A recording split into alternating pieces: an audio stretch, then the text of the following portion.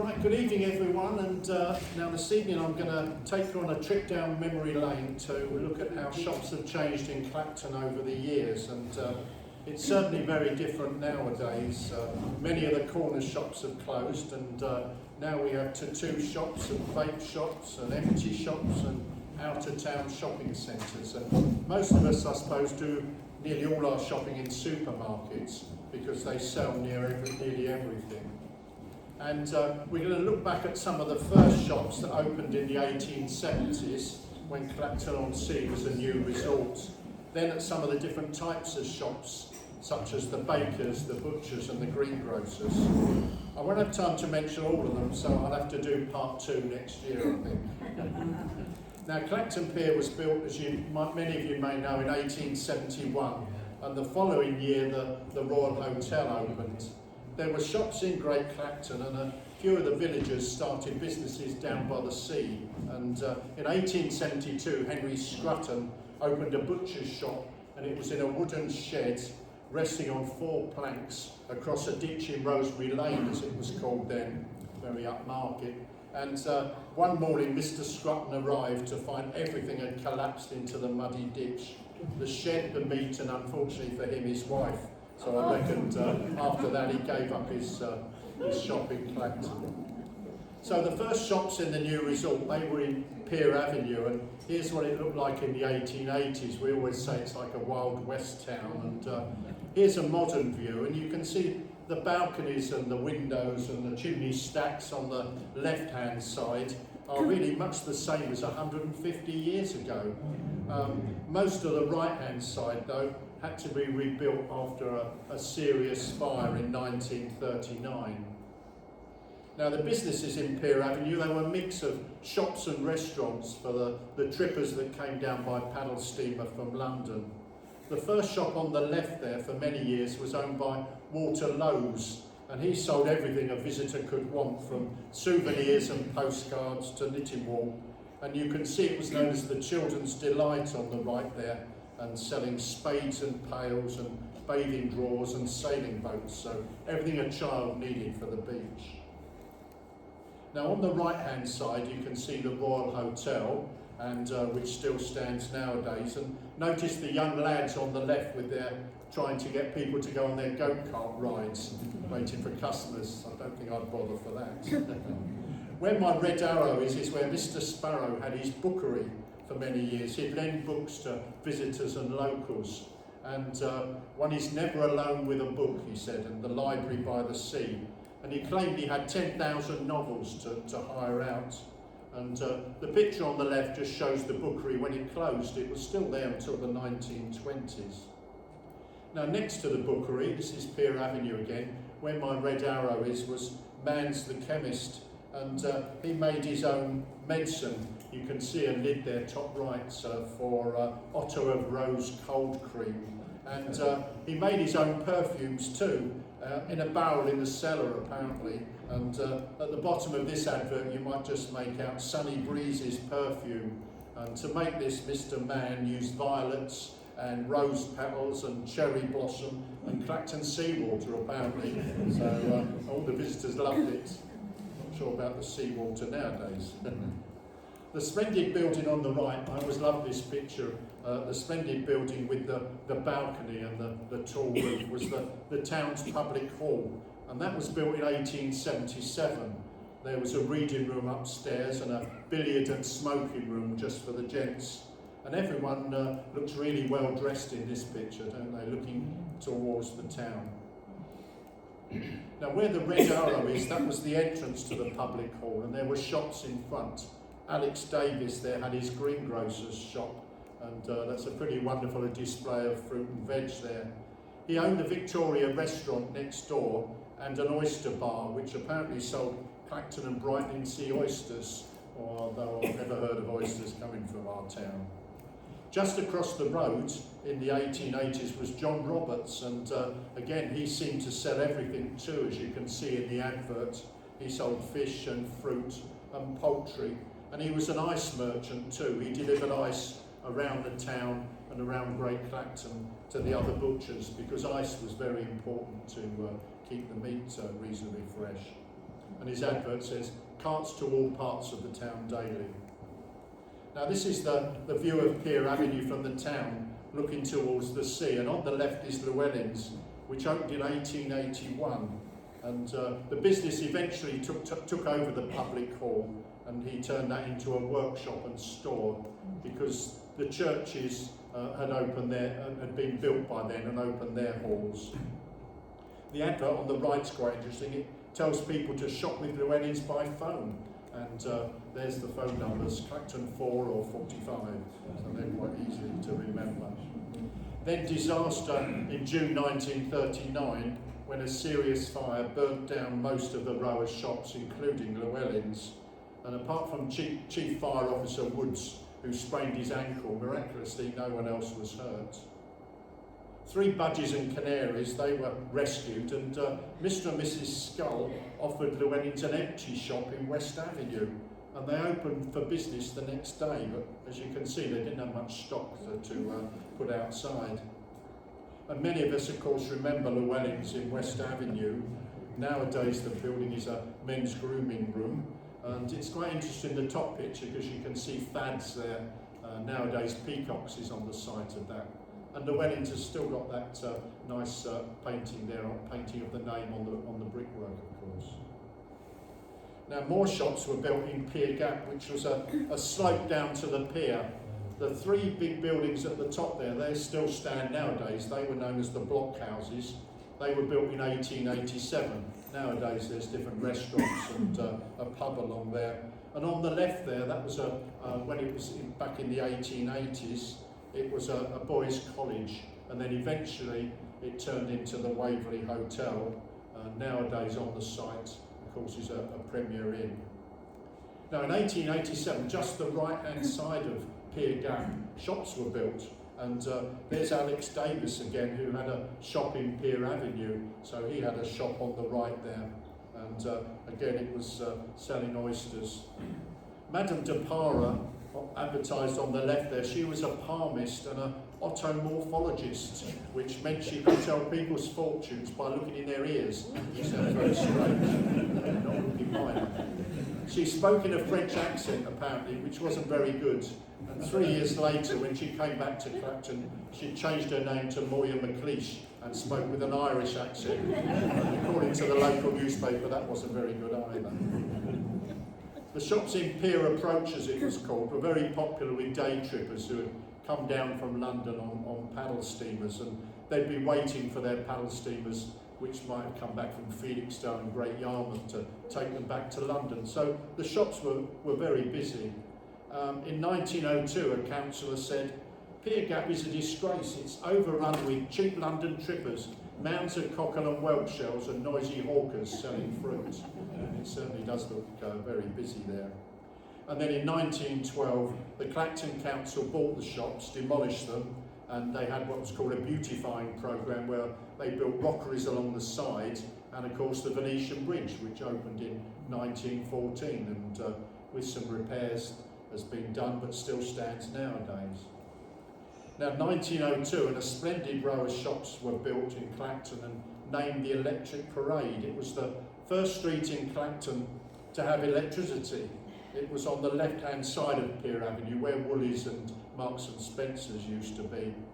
And the Ainsley brothers, they were butchers. They already had a shop in Clacton in Station Road, and they had 6 in London, and apparently 50 in Surrey and Kent and Sussex. But they were developers as well, and they built the row of shops, and the electricity generator for the lighting, that was at the back of the butcher's shop, seen here on the left.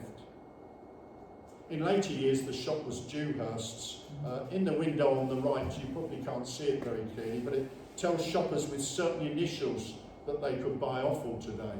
So it must have still been meat ration going on. There's Dewhurst, as some as you may remember, and next to it there's Fish the Jewellers, and Super Snaps was along that row. And nowadays it's still a butcher's, it's the Pier Avenue Butchers. There's a little photo top right there. At numbers 24 and 25, Electric Parade was the United Kingdom Tea Company, and there's a splendid display in the window there, mainly biscuits I think, and up the top above the sign there's a royal appointment coat of arms, and there's the staff outside posing with very long aprons. In the 1960s, that shop was Curtis Bell and Smith, which was a carpet shop, and then it was Halford's, which I remember, and then Dorothy Perkins, which of course is closed now. And the shops definitely, the buildings nowadays, they still look amazing when you walk along there and look up to think that they were built in 1902. Now Newson's was at number 17 Electric Parade, and that shop was still there 90 years later, before moving around the corner to Rosemary Road when it closed. And here's a photo here of Newson's in Pier Avenue in 1992. It was well known for selling school uniforms, but the advert on the right is for the young set there. It's got flares, Levi jeans, reefer and duffel coats, I remember duffel coat, and Ben Sherman shirts. It was also one of those shops that you could do the old Harry Worth thing, you know, bending your hands up and down.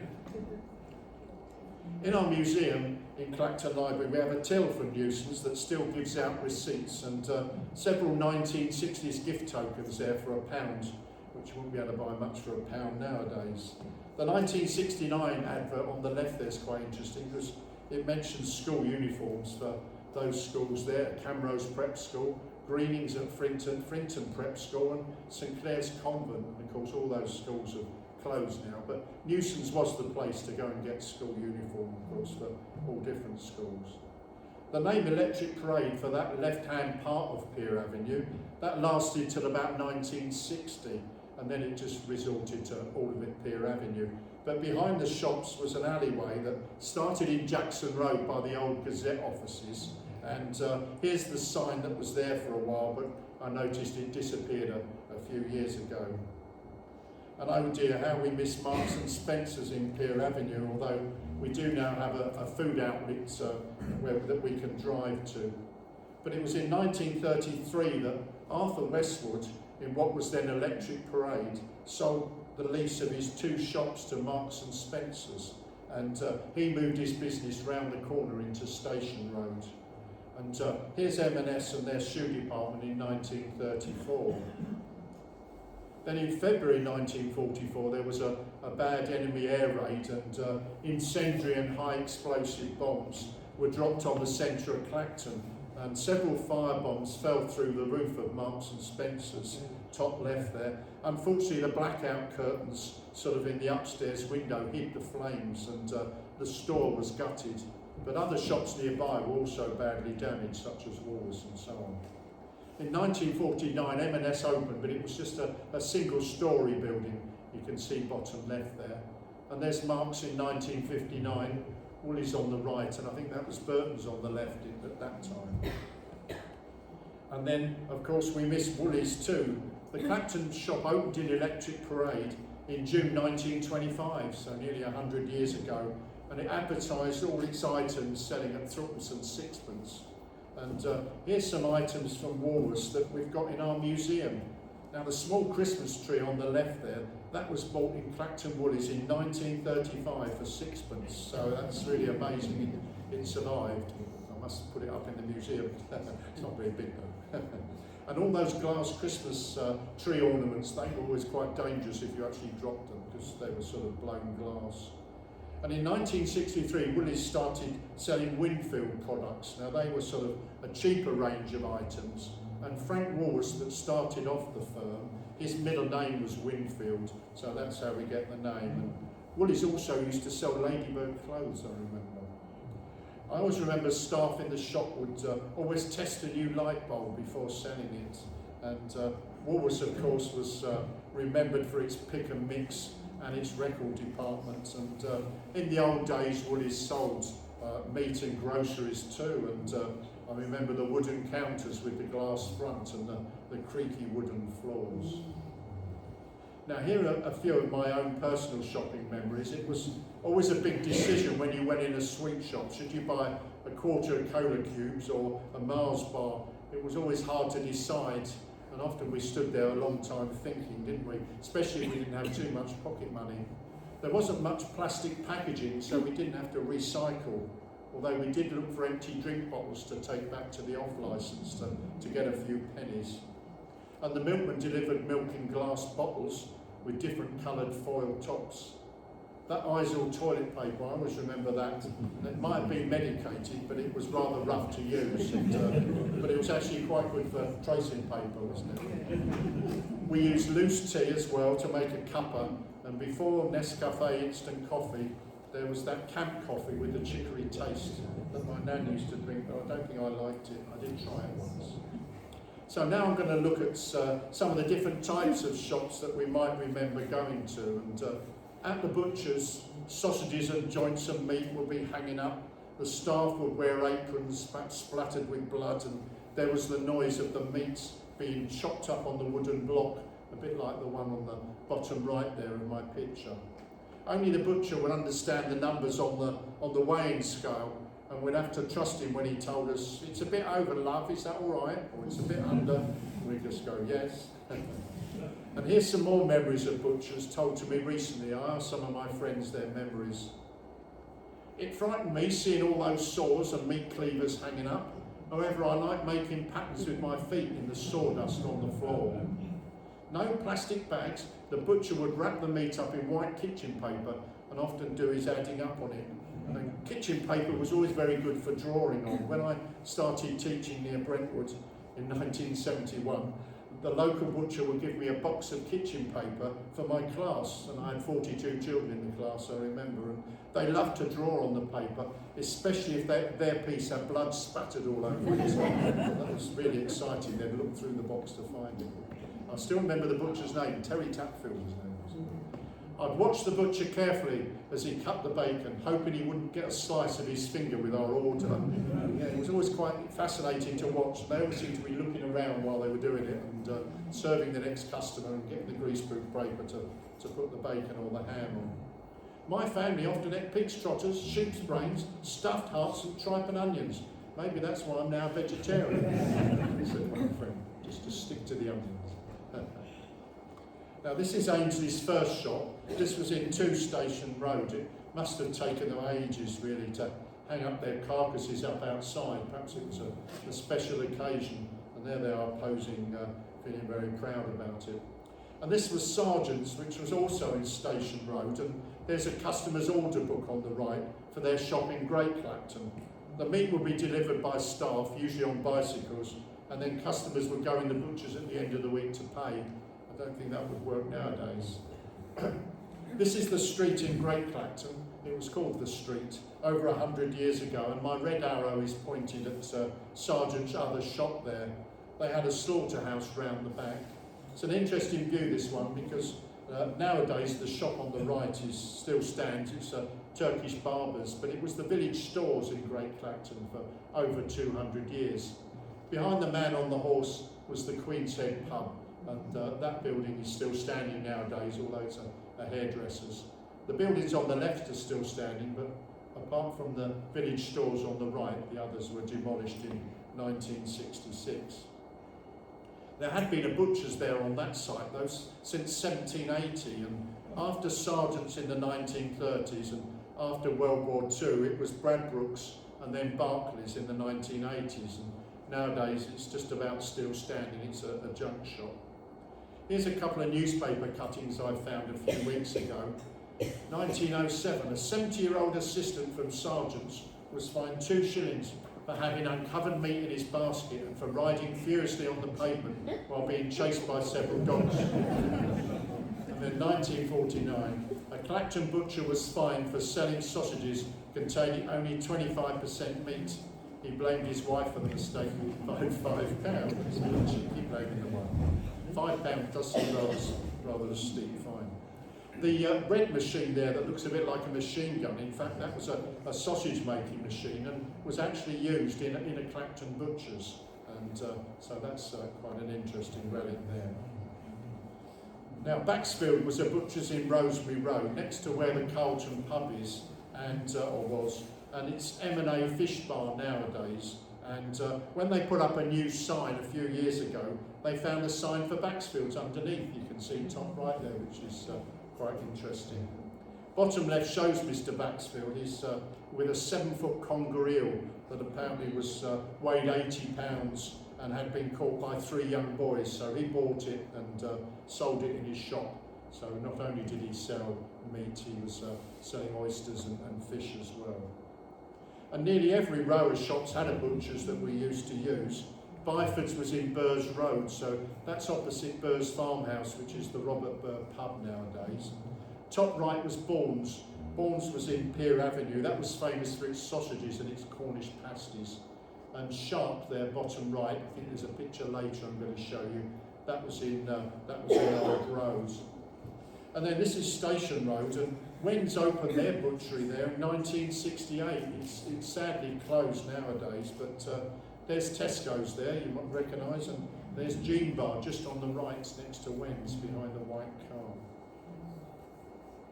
Now, most of us remember the noise of the electric milk float coming up the road early in the morning, and then the clink of the empty milk bottles being collected and sort of thrown into the crates on the back of the milk carton. 100 years ago, of course, milk would have been ladled out on the doorstep for the customers. And then in the 1930s, a law was passed that said milk had to be sold in glass bottles, and that put the price of milk up, and I think it was 4p a gallon, and I expect if you remember 2 pints 1 quart and 8 pints 1 gallon.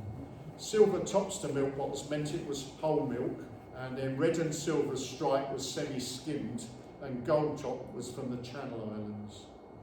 And then school milk, you either loved it or hated it, and if it was frozen, the milk had to be put on the school radiators, and then the monitor would make a hole in the top with a knitting needle, or if he didn't like you, with his finger. And the straws were paper, and they'd go very soggy after a few sucks and a few sips. My nan always had sterilised milk, so you can see that top right, which had a taller neck and was meant to last longer. And we all learnt to say pasteurised and homogenised, although we didn't really understand what it meant at the time. There were 6 or 7 dairies in Clacton, and this bottom right there's Leslie Barlow's funeral service just across the road from Clacton Library, and the right-hand shop was Perry and Fitch's dairy, and you can see the staff outside there ready to deliver with carts and bicycles. And then this was Coppings Hall Farm Dairy. That was in Rosemary Road. It's a favourite chicken place nowadays. It was next to the indoor market. Again, it was a splendid dairy that would deliver to all around the town. When milk was delivered by horse and cart, children would often come out to pat the horse and to feed it, and adults would rush out with their buckets to scoop up any horse muck for their roses.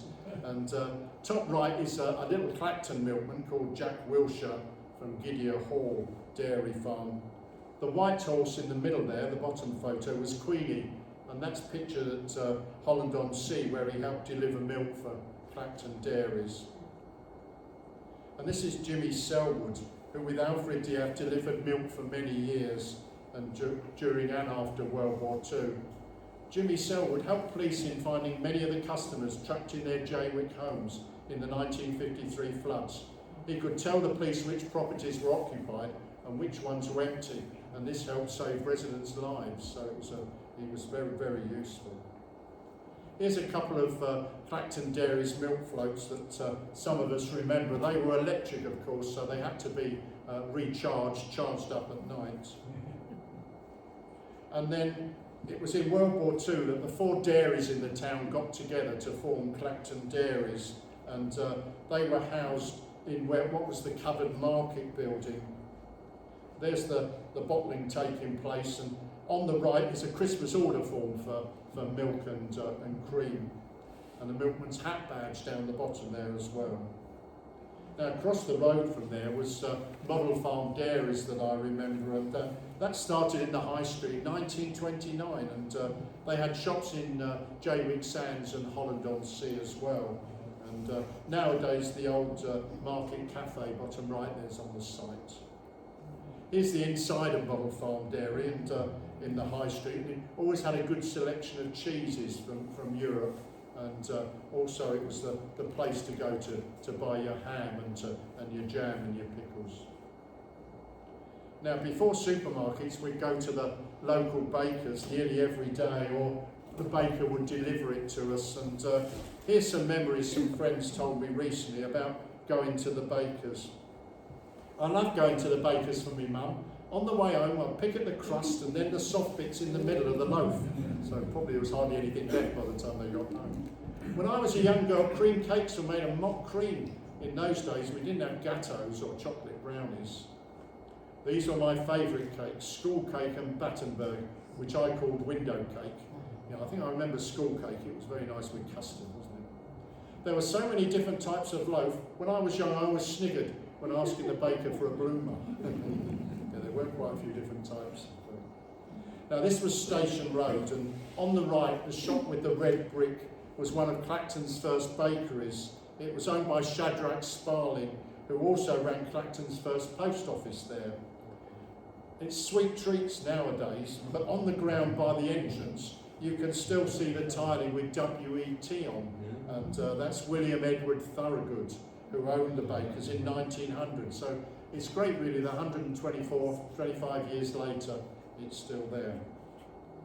Delivery men worked from 6 in the morning until 10 at night, and Thorogood served 28 hotels in the town, and with their bread and fancy pastries. 600 loaves an hour were baked in the ovens of their bakery in Oxford Road. My machinery does everything but think, said Mr. Thorogood, and that was back in 1900. And you might remember in later years the building was Nash's bakery, and then it was an ink factory. The ground outside was often stained with the ink. There were many smaller bakeries delivering to families. This is Day's Bakery, delivering, we think, in Meredith Road. And if Mr. Day thought a loaf was too small or the wrong shape, he'd give customers some extra sort of squares of bread for the children, and these were called make-weights, because he didn't want to upset anyone. Here's a strange newspaper cutting. This is from 1917. 1917, a baker from Doubledays at Magdalen Green was fined £1 for selling loaves that had been freshly baked. And you think, what? Well, in World War I, the government bread order was to discourage people from eating too much bread, and bakers had to sell stale bread, which was bread baked at least 12 hours earlier, which doesn't sound too long, really, does it?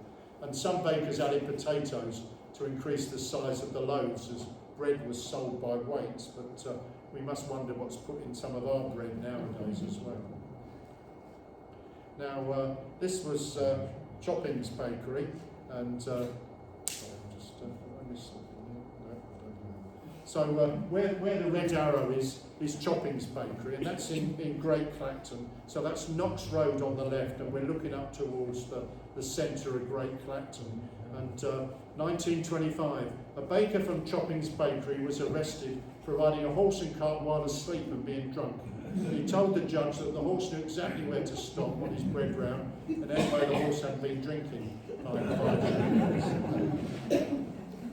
Now Bruce's Bakery was in Old Road. I think it was pretty well opposite, well there were two Bruce's bakeries, and apparently there, if a customer bought 12 rolls or 12 cakes, he would often give them 13, a baker's dozen, which was sort of a lucky number.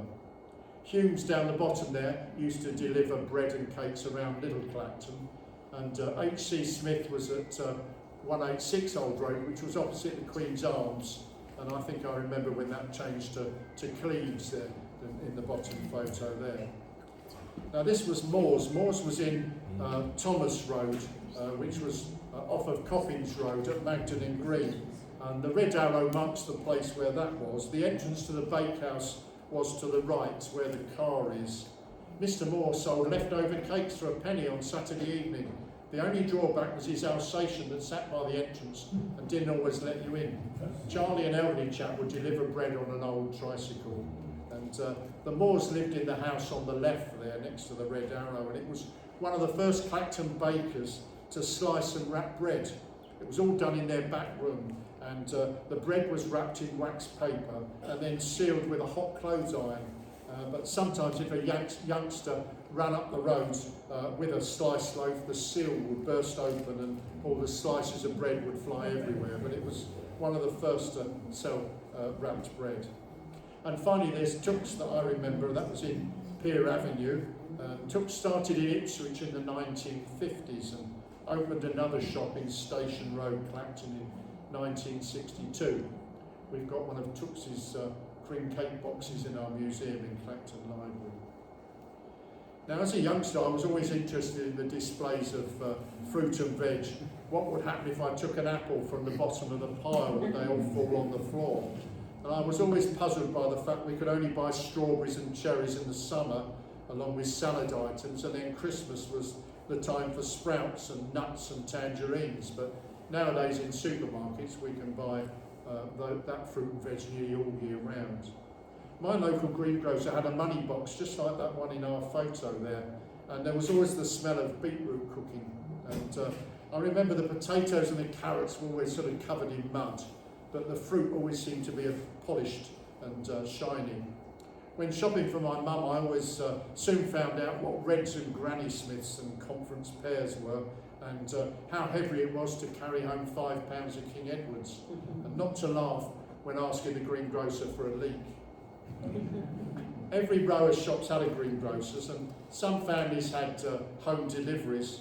Rufus Carrington on the right there, he was from Warwick Road, and he started to deliver by horse and cart in 1947, and he was still doing it in the early 70s. If it was hot weather, Rufus would put a cabbage leaf behind the back of his hat to protect his neck, and his horse Jigger would wear a straw hat. But unfortunately, the fruit and veg will be wilting in the heat, and so few people will actually buy it. This was Skevington's in Pier Avenue, near the junction with Jackson Road. Nowadays, it's an art and craft shop. The photo on the left shows a splendid display there, and it says in small writing at the bottom they got 3rd place in Clacton Shopping Festival in 1936. Baines was in Old Road. That was opposite the cinema. Lidl's car park is now on the site, and there's the Sung Tong Chinese restaurant along that row. And Sid Baines delivered by horse and cart, top right, and then they had a mobile van as well that went around the area. Now, Thacker's had 2 businesses. This one was on the site of Boots the Chemist and opened in 1938. It sold grocery items too, before closing in 1977. And there's the staff lined up outside. Mr. Thacker was bandmaster for the Salvation Army for 40 years, and he's on the right of the photo on the bottom there. And it was one of the first shops, Thacker's, to use biodegradable plastic bags called Thacker Pack. There's a picture of that in a minute. And Thacker's had a second shop as well in Old Road, and opened in 1948 and was serving customers for the next 30 years. The snowy scene top left was outside the shop in 1958, when it was a really snowy winter. And there's their staff lined up as well. Here's a Thacker's Carnival float from the 1960s. Eat more fruit, and ounce-bound oranges were 5 a shilling. And there's a Thacker Pack bag on the right. We've got several in our museum. And some of you might remember Peaches, and that used to be in Pier Avenue. There's Heckworth's next door, one side, and Fishes the Jewellers on the right there, and a very strong Peaches carrier bag as well, which was very useful to take the veg home from. And then, of course, Osborne Jagels, now Osborne Jagels, was it? And that was in the High Street. It was a few shops away from the post office, and that was a popular shop as well. And bottom right is Peveril's. This one was in Great Clacton, opposite the Plough pub.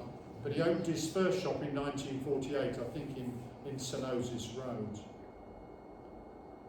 Now, nowadays we can buy papers and magazines in supermarkets and garages. There did used to be very strict Sunday trading. Even the newsagents had to shut by midday. And I remember my local newsagent had cloth covering the toys, the birthday cards and the stationery. And you couldn't buy items like that on a Sunday. Well, that was a bit awkward for me because I attended a school, a Brentwood school, and they had lessons and sports on Saturdays. So if I wanted an Airfix plane kit or some Gloy glue for my Typhoon tea cards, then I had to wait until there was no one else in the shop, and the newsagent would nervously look around and tell me just to wait, and then carefully put the item in a paper bag, and I promised not to tell anyone nearby. And I'd go up the road with my coat collar up, making sure I wasn't being followed. So it was quite an exciting adventure for me on Sundays. For us children, there were so many comics to choose from. I liked the Beano and the Dandy, and I'm sure Desperate Dan and the Bash Street Kids must have helped me with my reading.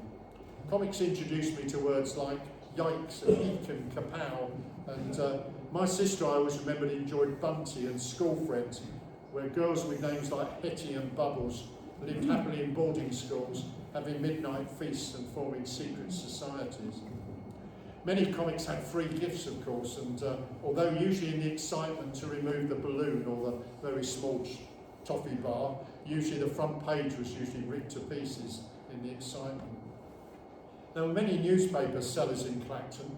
This view shows West Avenue with the Odeon Cinema. Look at that splendid building in the distance. Argos is on the site of that nowadays. And that was demolished in 1983. But behind the phone box there were some underground toilets, and next to them was a popular spot to sell newspapers. As you can see top left outside the gents there, they're selling the Evening Standard and Evening News. Behind them you might just see Llewellyn's and the Kinema, which was another cinema in Clacton. And then outside Naps, which was a really popular coffee and ice cream place that some of you may remember in Station Road, the man there used to shout, "Start, News, Standard," and again that was another place for people to buy their newspapers. And many youngsters had paper rounds to do before school. Sometimes they did 2 rounds. I was still at school and I delivered papers 7 days a week, and at the weekend I was a barrow boy at Clacton Railway Station.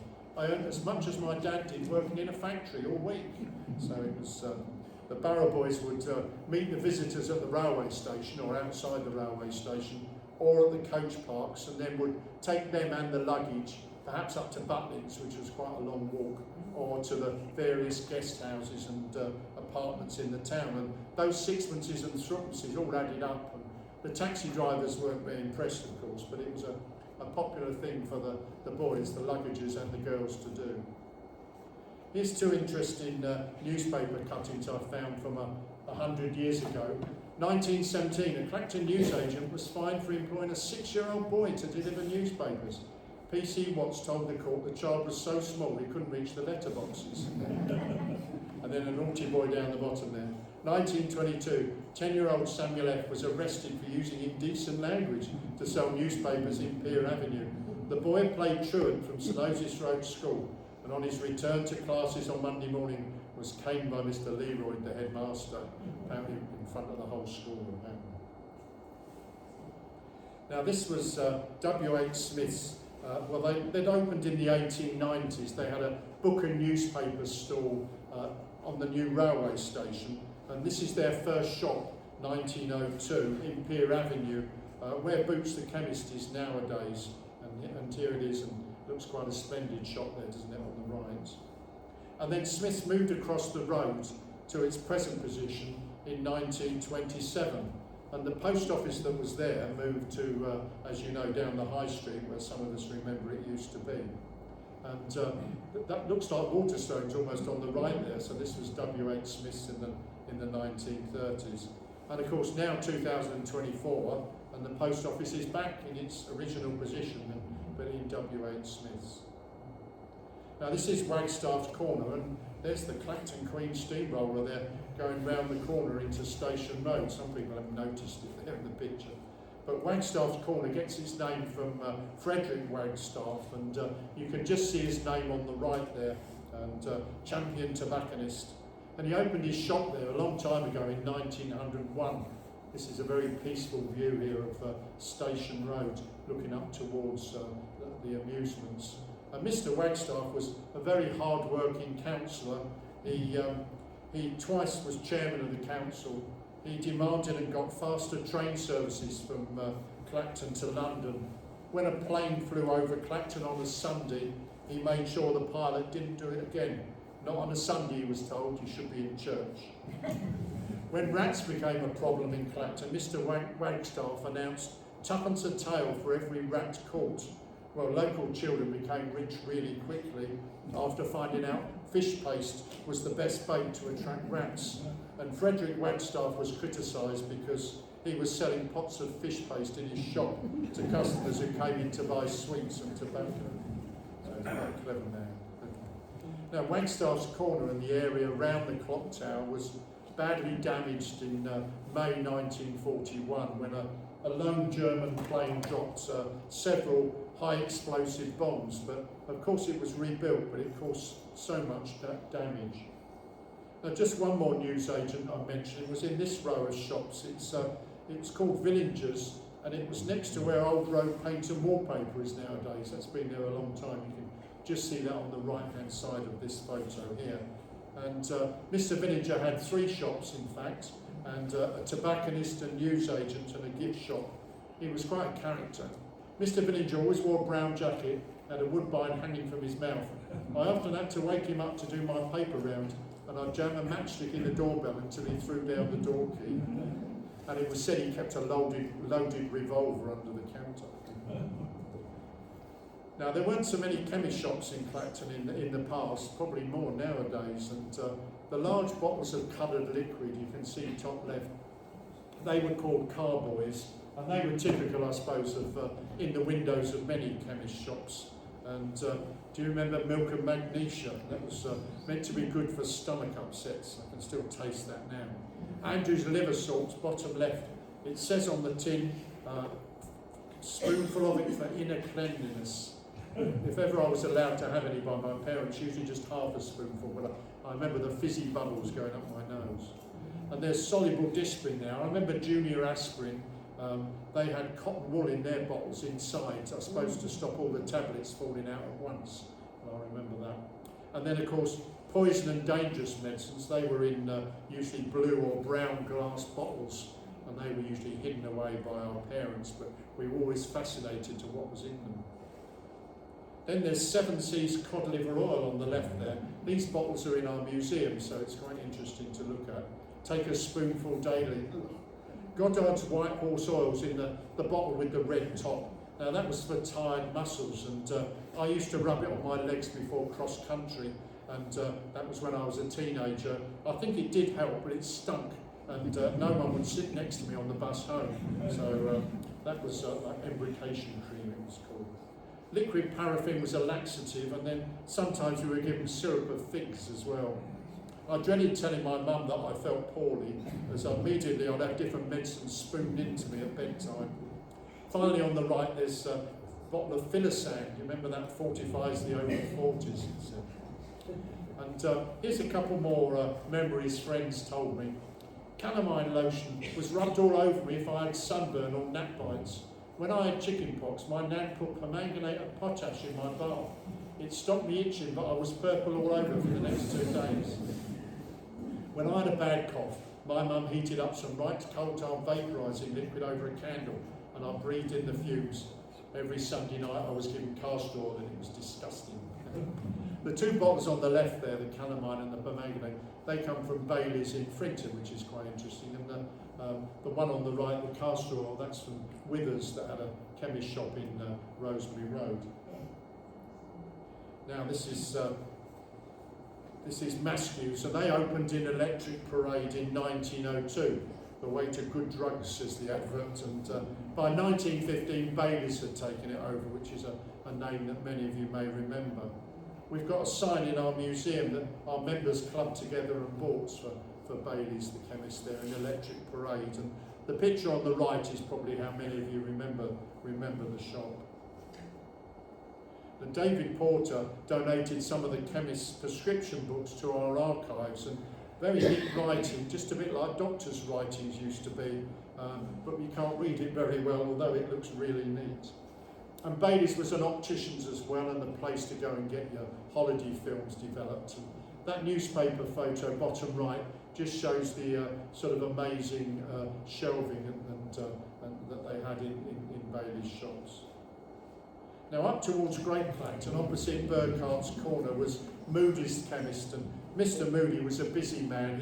He kept working into his 80s in the shop, and he was awarded an MBE for services to the Clacton community. He'd mix up his own cough medicines and tonics, and he was a very kind man. He'd always listen to people when they went in the shop to talk about their illnesses.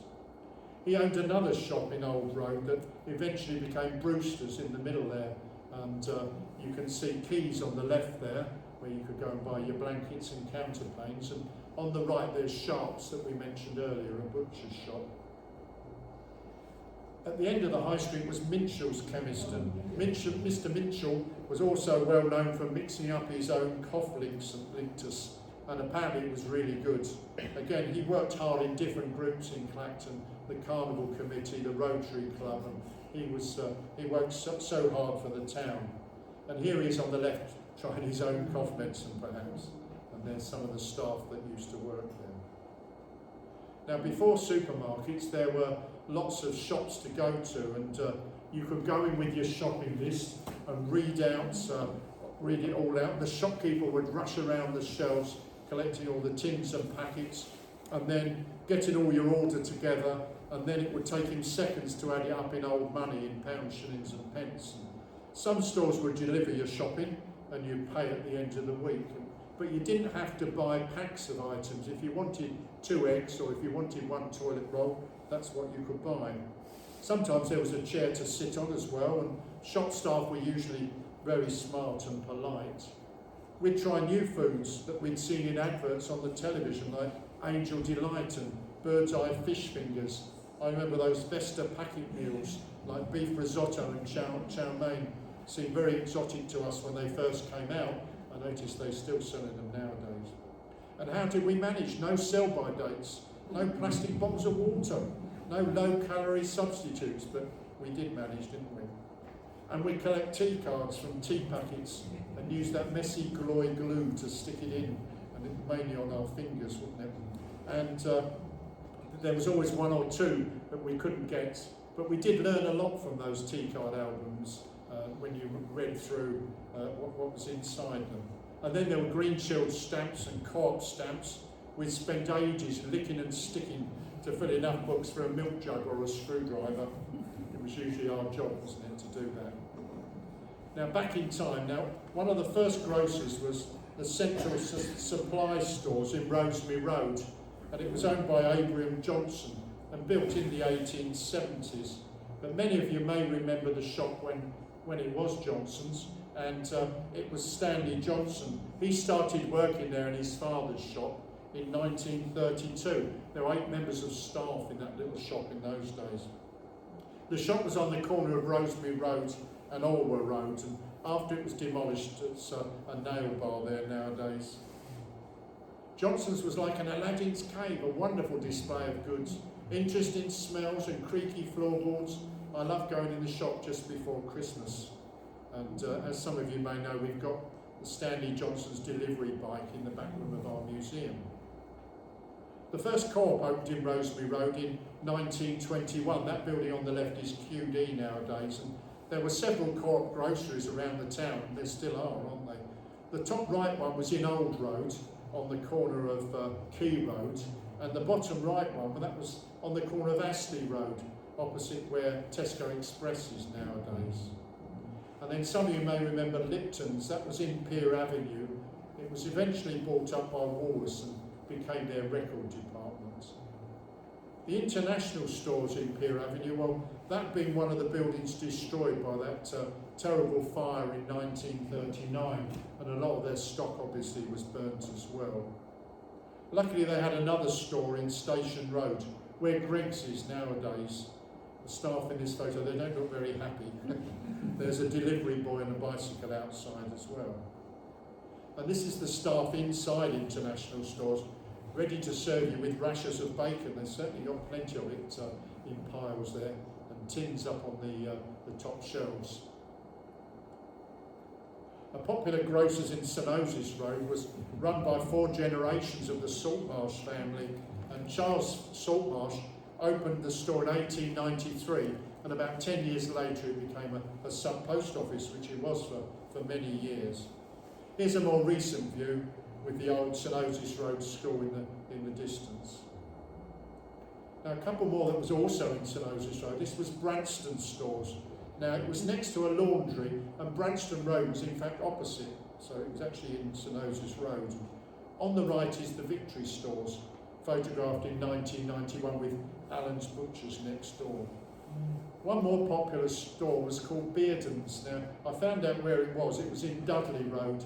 It's the building in the centre. It's flats nowadays, and Bearden's Bargains on the left there included delicious red plums in syrup for 1 6 halfpenny, and mussel spread for your pussy at threepence a tin. Apparently Bearden's sold more Clacton crisps than any other grocers in town, probably because it was on the way to Clacton Secondary School, you know, Parfields and Clacton Girls' School. Now, Woodbines and Wine Gums, well, as youngsters we all had our favourite sweet shop, probably several shops, and the sign often said confectioners, but I didn't know really what that meant. The glass jars of sweets always looked so heavy, and what we wanted was often on the top shelf, wasn't it? And it was difficult to choose. Did we choose a quarter of sherbet lemons that made your tongue bleed, or 2 ounces of lemonade powder that made your fingers very yellow and made it look like you were a smoker? And there were flying saucers, weren't they, with sherbet in, jelly babies to bite the heads off, that was quite exciting, and trays of toffee you could break up with a small hammer that provided with it. Also, you could hit your friend on the head with it. Chocolate bars seemed to be larger, and they probably were, weren't they? But so many to choose from. Some of us had to take a note to the shop from our parents, like this one. Dear Mr. Shopkeeper, please can you serve my child with 20 Embassy Gold? Thank you, Mrs. Smith, at number 21. Well, often we didn't need a note, did we? We just went in and asked for our parents or grandparents. Some shopkeepers sold single cigarettes to youngsters on the way to school. And if you really wanted to spend your good money, there were packets of 2 Woodbine cigarettes. Tobacco tins were great. I used to store my marbles in there and football stickers, but of course they still smelled of tobacco when you went to swap them with your friends. And mannequin cigars. Oh, I always remember my dad had his annual mannequin cigar on Christmas Day, and it was really stunk, and I'd have to leave the room. My dad also used to have a pipe like that. I think it was called a dribble pipe, but he didn't never seem to really light it. He spent most of the time cleaning it out with pipe cleaners, and most of the tobacco would end up in his turn-ups of his trousers. So many different types of cigarette, of course, in those days. There were cigarette cards to collect and swap with your friends in the playground, and cards in bubblegum packets too. Many people smoked heavily, didn't they, to collect enough embassy cigarette tokens to get an alarm clock or a new ashtray. One of the shops popular with youngsters going to Parfield schools was Anchor Stores. It was on the corner of Anchor Road. The owner here would sell 1-penny blackcurrant ice cubes to the children, and that he'd made himself. And if you felt rich, you'd buy a frozen jubbly. Do you remember those sort of like triangular shaped? It was always a struggle to decide what to buy.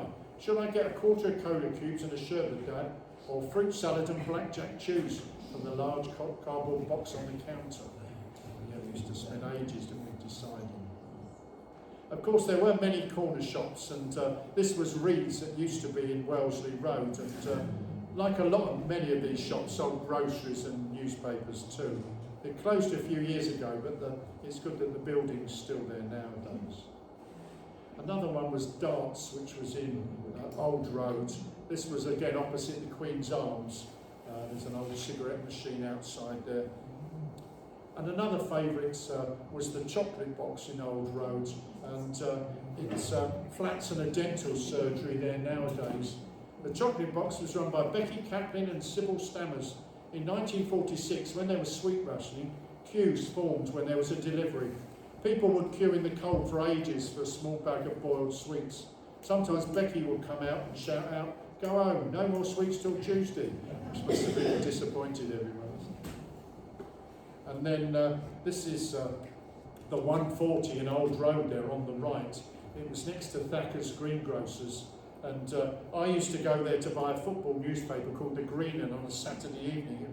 It was printed in Ipswich, but it had all the local football reports from local clubs and national clubs that people had telephoned in, and that I was always going there to buy that.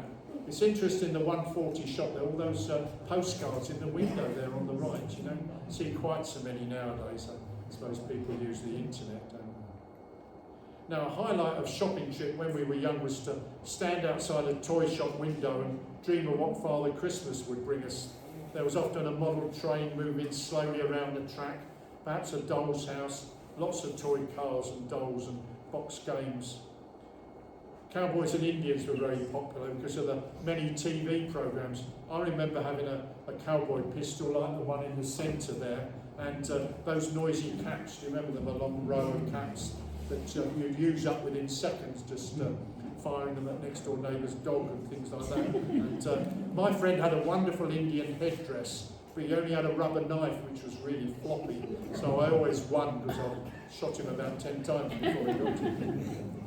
Now, this was the Odeon Cinema again that used to be in West Avenue. It opened in May 1938 and demolished in 1983. But on the right was a cafe, and where my red arrow in the left was Toyland. And this was a wonderful toy shop owned by Mr. and Mrs. Spurgeon. We gazed through the window at the Pelham string puppets, the lead soldiers and the dinky toys. I remember that inside there was a Lego model of the Empire State Building. And there it was. It's got Triangle, dinky toys, Keycraft, tricks and mini bricks, perhaps before Lego came along, didn't it? And that was all in the Odeon buildings.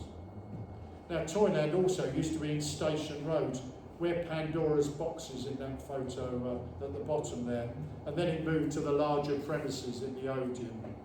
The lead soldiers, they were made by a firm called Britton's, and I used to have lots of those. And apart from the poisonous lead paint, which wasn't very good if you sucked it, the heads of the soldiers would break off, and I used to put a matchstick in the hollow neck of the soldiers and then put the head back on. But when you tried to play with them, the soldier's head would spin round, and they could see what was going on behind, I suppose. And everyone was pleased when plastic soldiers and farm animals and cowboys came out. Just back to the Odeon building just for a moment, because on the corner was the jewel box, and that was run by Mr. and Mrs. Hale, and it was a popular jewellers for engagement ring and watches, and sold ornaments as well. But it was good that there were several shops and businesses in that Odeon. Now, the red arrow here, we're back in Pier Avenue now, and this points at the rock shop that was on the left, next to Totham's the jewellers there. And you could buy sticks of rock there, as well as sets of false teeth and huge dummies made of sweet rock. But it really was a popular toy shop, as you can see here. And it sold, again, Sylvanian families and Cindy's and Lego. And apparently there was always a wonderful display of Sylvanian families there. When skateboards first came out, the rock shop sold many for £9.99. And we've got one in our museum, an original rock shop skateboard there. Now, in Station Road was Four Boys, which had a good selection of toys and games. I mean, it was a newsagent as well. And it was next to Arthur Westwood.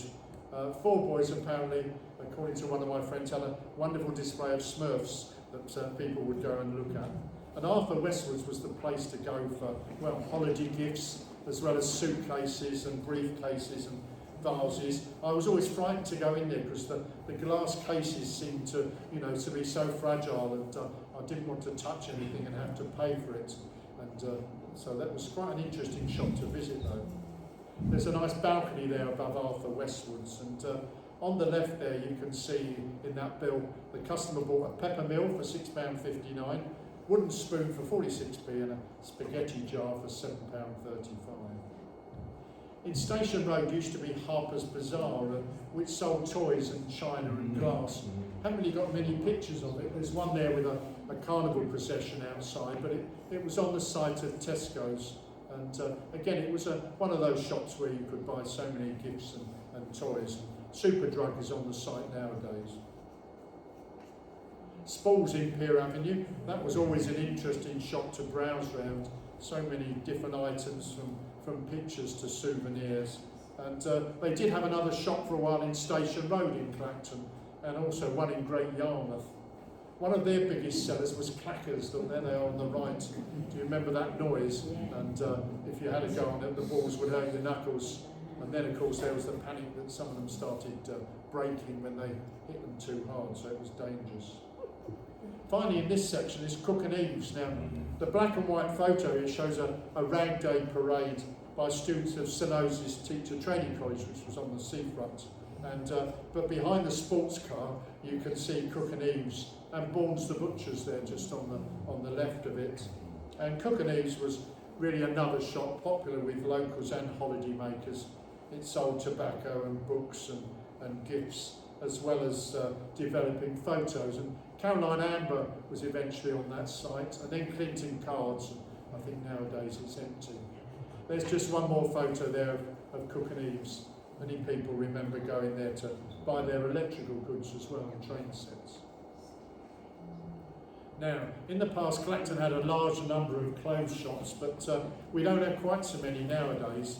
On the shop signage will be signs like milliner and haberdashery and hosiers, which as a child I didn't really understand. I thought that it sold hose pipes.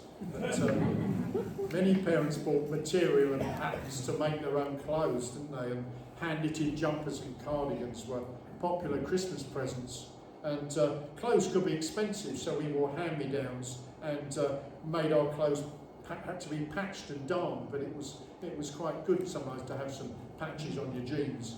Not so many charity shops in those days, but we had a lot more jumble sales, didn't we? January was always the time for buying bargains in the sales. Some shops like Pollard's had glass-fronted units, which seemed very well organised. Shop staff were sometimes far too helpful, following you around the store and asking you to measure your inside leg if you were a gent, or that colour looks nice on you, madam, they'd say, when you knew it didn't suit you at all. So there was a little bit of pressure, sometimes too many staff in the shop. Here's the staff at a Clacton Co-op clothes shop in 1954, waiting to serve you. They don't look very happy. I think that's Keir Starmer on the right there. One of the best remembered shops, though, was, of course, Grimwade and Clark. It was in the centre of Clacton, on what was called Christmas Tree Island, and it really was one of the best clothes shops. And there it is on the left there, another hosier I can see on the side there. McDonald's is on the site nowadays, but it was certainly a very splendid shop. In the 1890s, there's Station Road. We're looking up towards the clock tower. And the shop was just Grimwade's in those days, and the advert tells us that Grimwade's is selling flags for the new town hall. Well, the new town hall, in fact, was the clock tower building that opened in 1894. There was a bank downstairs, and upstairs was the council offices. And here's an advert for Grimwade and Clark. Super tweed suits with short trousers in those days, and warm winter coats, and Jaeger undies there, free play for every muscle.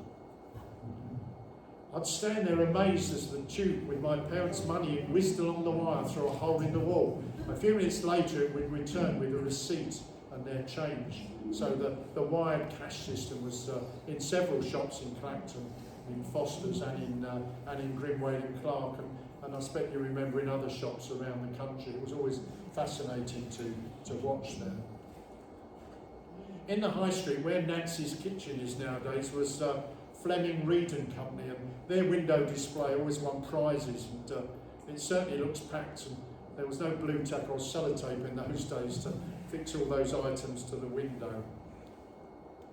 And another famous shop, or popular shop, was Shern Thomas, and that was next to the arcade, so that's opposite where HSBC Bank is nowadays. And Mr. Shern Thomas opened his business here 100 years ago. And here's a funny little advert here. A lady can be set back on the road to recovery after a nasty bout of flu, simply by acquiring an enchanting new frock. So buy one now at Shern Thomas. That's the advert in the local papers. The top left there, it says the fashion house for matrons. The clothes there were quite expensive. Nowadays, Shoes is on that site. Another shop that was popular was Saxon Brenner. Now that was in the High Street, a few doors away from the post office, and it was the shop for fur and leather coats, and they had several other shops in Essex and Suffolk as well. And on the left there, it's got 4 guineas for a suede fringe waistcoat. Who had one of those on? I think in the summer months, often people took their fur coats there to go in a cold store to protect them. In Old Road used to be Koshen's. Joseph Koshen was born in Latvia, and he opened his clothes shop in 1947. A friend told me, Koshen's in Old Road was the place to go to buy a smart Italian suit, winkle picker shoes and a bootlace tie. Once I bought a bright green mohair jumper in there. Saturdays was busy, but the service was always excellent. In the 1950s, cheese cutter hats were very popular. There's a picture there, and apparently that was a bestseller at Koshen's. Koshen's was next to the Warwick Castle Hotel. You can just see where he is with my red arrow. I haven't really got a clearer picture than that. Nowadays, Aldi's on the site of the Warwick Castle Hotel, but that row of shops is still there. Now in Pier Avenue, where New Look is nowadays, used to be Samuel Foster's, and their January sales apparently were very popular and often had hundreds of people queuing outside before it opened at 9 o'clock. In our museum we have some of the shears and scissors used in Foster's. And in 1972 a TV programme was made about their rapid wire cash system, and as it was one of the last in East Anglia at the time. Then there was Willie Warner's, that you might remember. That was a popular shop opposite Clacton Libraries, again where Angela Barlow's or the Barlow's funeral services are nowadays. And it was the place to buy thermals and undies and thick socks. There it is by the red and white blinds there. The building on the left, the brown building, was the Station Hotel, which of course isn't there nowadays. The advert on the left is quite brave. It says, the cheapest retailer of high quality merchandise in the world. So I'm not sure they get away with that nowadays. In the 70s and 80s we had plenty of shops to buy the latest fashions, flared trousers and jeans and Ben Sherman shirts. Barnaby Rudge was next to Boots the chemist in Pier Avenue. Adrian, the manager there, was very helpful. If you wanted a shirt or trousers, but the shop didn't have your size, he'd ring up the branch in Colchester and they would send it on the next bus to Clacton, and he would go round to the bus station and collect it. So you got it the same day, which is better than Amazon, isn't it? Now our last group of shops are seen in our hardware shops. So nowadays we don't need to go and buy much paraffin for our heaters or galvanised tin baths, and larger DIY stores have replaced the smaller shops. Burkhart started back in 1922, where London Road Garage is, just off the one-way system, and then it moved across the road to its present position. So there it is, top left there. And there's an advert that says, Burkhart for the best in paint, timber, cement, asbestos, plywood and glass. So that's how their first shop looked. Top left are the Burkhart brothers, and the gent wearing glasses was Bill Westgate, who started there working in 1937 straight from school, and he was still working there part-time in 2002. And top right is Ronnie Allwright, who bought the business in 1984, and nowadays it's Burkhart Llewellyn's, and it's still going strong. Now where Old Road Medical Centre is nowadays used to be French's Ironmongers. It always had a lot of stock outside. Look at that ladder they've carried out every morning to lean up against the roof, and then taken it in every evening. There's Barbara French on her horse and cart. It might be for the carnival, but there's an ironing board, I notice, and a washboard, and even a mangle above her head. And there's Old Road Medical Practice, top left there, which is on the site. I used to love going to Walson's. There were lots of bargains for sale in there. Walson's is opposite the present cinema. Nowadays the car park for Lidl is on the site. Just to the left of Walson's you might see the New Avenue Club. That was quite a popular place, not there anymore. And on the right there's just a little sign for Morgan's Draperies on the right there. Now at the far end of Pallister Road, on the corner of Beach Road, is a ladies' hairdressers now called Airwaves. Over 100 years ago it was Starling's, and I love the lights hanging outside there, and there it is selling homemade mincemeat and plum puddings. But some of you may remember when it was Frederick Knight's memory here I'd look in the windows at the German helmets, crossbows, air rifles and machetes. Knocker Knights sold everything from model train sets and catapults to old jukebox records and fishing gear. It was an Aladdin's cave. And I think Mawson's took it over just for a little while after that shut. Now on there to my last shop of the evening, and this was Allen's, and that was in Rosebery Road on the corner with Beach Road. Allen's was the place to buy donkey jackets, Levi jeans and Dr. Martens boots. The window display was amazing, so many tools. I used to buy radio aerials there and turn them into fishing rods. Well, when I first started preparing this, I hadn't realised how many shops there were in Clacton and that we've lost over the years. So I'm sorry if I didn't mention your favourite shop. And so part 2, I'm sure, will follow next year. And I hope you've enjoyed this evening's talk of shopping in Clacton through the ages. Thank you.